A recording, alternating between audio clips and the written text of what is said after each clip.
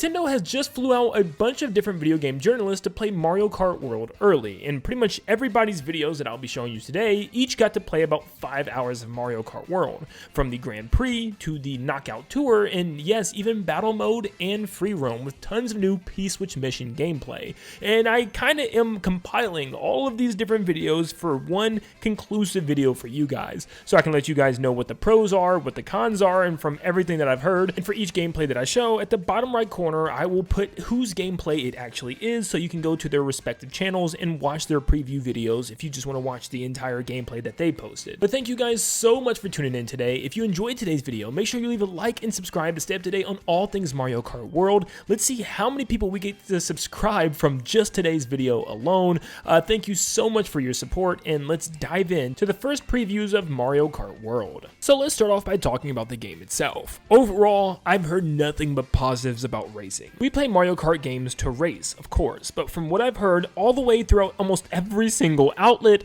that the racing is pretty much perfect. I've heard the controls are super tight and responsive, and yes, it really does matter the weight class this time, as it feels very different apparently, according to Nintendo Life, where they stated that the light character feels extremely light and heavy character feels like you can just run through and run over pretty much anything. Apparently all the tracks are extremely well designed, even returning ones like Peach Beach that gets a whole separate section now that's dedicated to a whole castle village area, which is pretty unique. So it seems like the tracks, both new and old, are really good. The game also just looks phenomenal. I can't really show you too much as this is a rendered video of a rendered video of technically a rendered video. Just from what I've heard and what I've seen with my own eyes so far, the game looks beautiful. The HDR really shines through. Everything looks bright, vibrant, colorful, and saturated to a perfect amount, and this is just the most colorful and fun looking Mario Kart game ever. Everybody's pretty much been on the same exact page as well, of Knockout Tour just being an extreme blast, that it's so much fun just to be able to race until you get knocked out, and I heard a couple people complain about this one. For instance, Eurogamer said it's just not fun to be knocked out and wait forever until everyone finishes. I am personally not a big fan of that take, considering the fact where I'm always like, then just get good. I know that younger players are going to play this like kids and they're just going to get out early, but if that's the case, maybe this mode isn't for them, and I could see why some people would be upset by that. They like restricted to only Grand Prix because of that, but still, I mean, once you're out, it makes sense to be out in my opinion. I don't see how that's a big issue. Nintendo Life absolutely praised the races and how the mechanics work so well in this game. They state that the wall jumps and the different tricks like you can do with the grind railing and even the hops can be utilized to be extremely talented on some of these tracks. He claims that some of the people that he's actually played with got a hang of the mechanics very fast and were able to pull off some of the craziest things that you'll ever see, and it leads to a huge skill gap. So it seems like the meta of this game is going to be massive. I can't wait to see exactly what we can do on every single track, but I've pointed out in many videos in the past that it looks like there's tons of alternate routes and different areas to do tricks on, even on some of these straightaways, which once again Nintendo Life mentions and a lot of other publications mentioned are nowhere near as boring as we were fearing. That there are some sections that are pretty straight with not too much going on, but there's also tons of sections where there's nothing but chaos and crazy track elements. You might run into a section full of enemies like these porcupuffers in the water, or tons of these giant transformative vehicles like these giant speedboats where you can bump and run over others, or even helicopters that you can fly. Now, from what I've seen of the helicopters, I'm not too impressed because it doesn't really look like it's doing anything. Like, you're not even going faster than the people on the ground hitting the speed boost, and in fact, it almost looks like you're moving slower. The only thing it does is gives you a slight speed boost at the end and lets you fly through the air afterwards, so I'm not really sure what the whole point of that one is. But what you've been watching is just one single intermission track on the water, and it just seems like so much is happening. I love this scene with the giant whale jumping out of the water and then back in, causing a giant massive ripple wave across the area. Look how insane that wave was. You even dip underneath the water for a short amount of time. I love this, and we know that we can actually use the waves to boost off of and ramp and do tricks off of, so yeah, this game is looking so beautiful, and I love the water area for one. Battle mode once again looks like it's going to be an afterthought. From all the previews, it doesn't look like they really cared. I mean, they barely even touched on anything about it. They just quickly mentioned there's a battle mode, and yeah, it's battle mode again.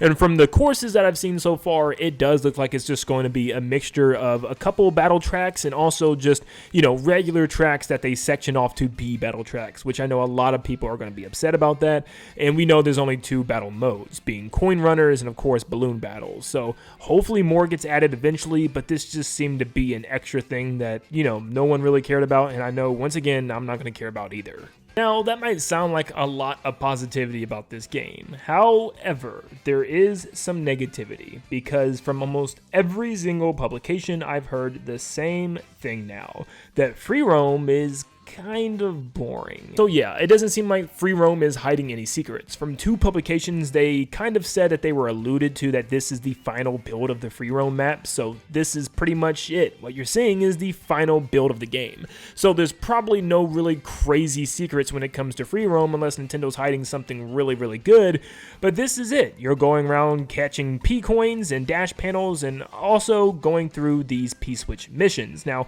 we get to see a lot more here, which they all seem to be extreme obstacle courses. Now, on the good news, I heard that a lot of these P-switch missions are extremely tough, and I actually really like that. And what's great about these is when you fail them, you can actually retry them, and apparently almost every single publication that played failed multiple P-switch missions, which makes me kind of excited. I love a good difficulty, so I hope a lot of these missions actually cause me to really have to lock in and try to complete them. But back to the P-switch mission variety, it once again just looks like obstacle courses where you have to reach the goal. So far, I've counted about 3 different genres of P-switch missions. You have reach the goal ring, and you also have reach the goal flag. I have seen a couple where you have to reach a flagpole, which is ideally the same thing, and then you have collect the blue coins, where they'll section off a small area, and you need to collect all the coins within that area before the time runs out. But it seems like Nintendo just made all these P-switch missions a bunch of obstacle courses, whether it be grinding on a giant vine going high up into the sky in order to reach the goal, or dodging tons of enemies that spawn in front of you, or flipping and flopping off of walls and rails. But either way, I am kind of impressed by some of these, and some of these do look like they are really difficult. Like here's another one that I was a really big fan of, where you jump into the semi and you're just kind of running through everything, but it doesn't look too difficult because you can even run into the chain chomps and just knock them out the way, so what's the point? It's stuff like that. But from everything that I've seen so far, there hasn't been a single boss battle P-switch mission like we've had back in the DS, which does kind of make me a little upset, but still, I heard even getting the question panels and some of the peach coins were also very difficult as well. I mean, you're supposed to stop and land on that roof right there to get that question block panel. So yeah, it seems like there are a lot of things to collect, so you'll probably be driving around looking for these things for a while. I just wish that the free roam mode had more to find and see, you know what I mean? Kind of like Breath of the Wild or Mario Odyssey, having little Easter eggs or hidden things around the world that you can check out and find and say, ooh, that's pretty cool, that's a cool callback, or something along the lines. But from almost every preview, I've heard that this mode seemed to be the most non-focused one. It's just driving around and lots of areas are just wide open with not anything going on in them. And I wonder if we're out of P-switch missions, like we complete them all, then what do we do? You know what I mean? What's the point of the free roam mode then at that point? Can we redo P-switch missions? It's hard to say. Also, here's another wacky vehicle that you can find, which are UFOs. And they just sit there in the middle of the road sucking things up until you drive underneath, and then you can take control of it. You can suck up pretty much anything on the road, like guardrails, light posts, cars, trucks, even different signs and stuff along the way, which is cool, but once again, I don't know what's the purpose of this. Sucking up all these things looks cool and looks fun, and maybe that's all it's meant to be, but I kind of wish there was a purpose. I'm sure there's going to be tons of P-switch missions that actually utilize this thing, and you can probably actually use this to get up to higher areas in order to get certain things that would otherwise take you a while to reach, but it just doesn't seem anything super crazy to me at the moment, and hopefully there's some things that Nintendo's hiding. And here's something that's an absolute zero shock, but the music is beautiful. Yes, of course, we've been hearing remixes from Nintendo posting things on the Nintendo Today app, and we've been hearing clips and segments here and there, but I've heard so much myself from just watching these previews. But I'm not gonna lie, that was probably one of my favorite parts, just sitting and listening to all the remix themes from past Mario games, and I was just like sitting there thinking, what is this theme? It sounds so familiar, and then it just clicks. I'm like, oh my gosh, that's a Mario 3D World theme. There were so many tracks, and they like really cleverly and very uniquely integrated them into certain track areas that I never would have imagined would have fit there. For instance, I'm not joking, in a volcano area, it plays a squeaky clean remix from Mario Kart Tour and Mario Kart 8 Deluxe. Listen.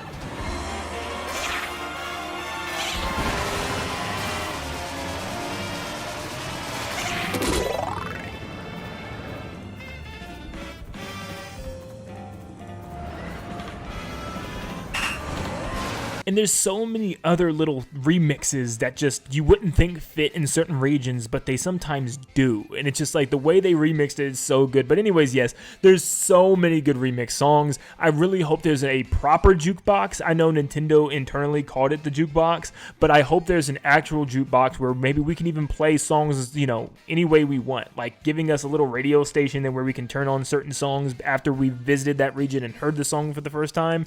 Because man, some of these are like perfect, and this is really cool. A lot of the previewers said that this is potentially the best Nintendo soundtrack of all time. So yeah, we are in for a treat with this one. But for the final verdict, to wrap up everything in a nice little bow, it seems like this is a phenomenal kart racer. That the tracks and the intermission tracks and the Grand Prix and even Knockout Tour are excellent game modes. However, battle mode seems to be kind of hit or miss for a lot of people, probably a miss or just something that they completely ignore. And free roam has tons of P-switch missions. However, the open world seems to be quite bland for a lot of different users, but it's kind of up to you. Maybe P-switch missions are enough and you think it looks great. I mean, I'm starting to be convinced that these missions look like a lot of fun, especially with their difficulty. But overall, I am very excited for Mario Kart World, and I think this just gets me even more excited overall. But let me know in the comments down below what you think about everything that you heard in today's video. Are you excited for Mario Kart World? Are you a little let down by the open world? But just let me know how you feel, and how excited are you to know in just under 2 days we'll be playing this game officially. Thank you so much for tuning in. Make sure you leave a like and subscribe to stay up to date on all things Mario Kart World, especially if I was able to inform you at all today. Hit that subscribe button. And like always, I'll see you all on the next one, and I hope you all have a blessed day. See ya, guys.